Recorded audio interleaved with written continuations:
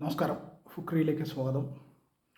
Australian വനിതാ cricket ടീമിൻ്റെ captain aleesa Healy ഏകദിനത്തിൽ നിന്ന് റിട്ടയർ ചെയ്തു.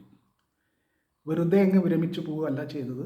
ഉജ്ജ്വലമായി കളിച്ച് സെഞ്ചുറി അടിച്ച് ഗംഭീരമായിട്ടാണ് ആ പോക്ക്. ഇന്ത്യക്കെതിരായ മൂന്നാം ഏകദിന മത്സരത്തിൽ, സ്വന്തം നാട്ടിൽ നടക്കുന്ന പരമ്പരയിലെ അവസാന മത്സരത്തിൽ 98 പന്തിൽ 158 റൺ അടിച്ചാണ് അലീസ കളം വിട്ടത്. കളിയിൽ 185 റണ്ണിനാണ് ഓസ്ട്രേലിയ ഇന്ത്യയെ തോൽപ്പിച്ചത്. ഇതുവഴി പരമ്പരയിലെ 3 കളികളും ഓസ്ട്രേലിയ ജയിച്ചു. ഏകദിന പരമ്പരയിലെ 3 കളികളും അലീസയുടെ ക്യാപ്റ്റൻസിയിലുള്ള ഓസ്ട്രേലിയ ജയിച്ചു.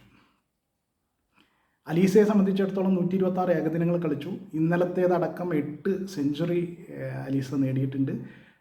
35 വയസ്സാണ് അലീസയുടെ പ്രായം.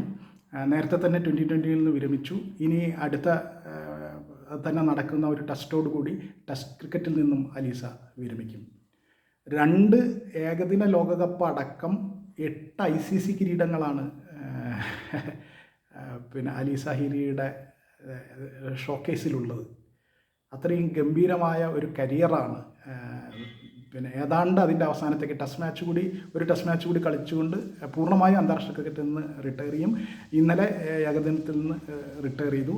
ഇന്നലത്തെ കളിയിലെ പ്ലെയർ ഓഫ് ദ മാച്ച് അലീസയായിരുന്നു. പരമ്പരയിലെ 3 ഏകദിനങ്ങളുടെ പരമ്പരയിലെ താരവും അലീസ തന്നെയായിരുന്നു. അങ്ങനെ എല്ലാ അർത്ഥത്തിലും തിളങ്ങി താരമായിട്ടാണ് അവർ റിട്ടയർ ചെയ്യുന്നത്. അലീസ ഹീലി വനിതാ ക്രിക്കറ്റിലെ ഒരു ഇതിഹാസ താരമാണ്. അപ്പോൾ ആ നേട്ടങ്ങൾ, അലീസയുടെ നേട്ടങ്ങൾ എക്കാലവും വനിതാ ക്രിക്കറ്റിന് മുതൽക്കൂട്ടാവും. അവരെ എക്കാലവും ക്രിക്കറ്റ് ആരാധകർ ഓർത്തിരിക്കും.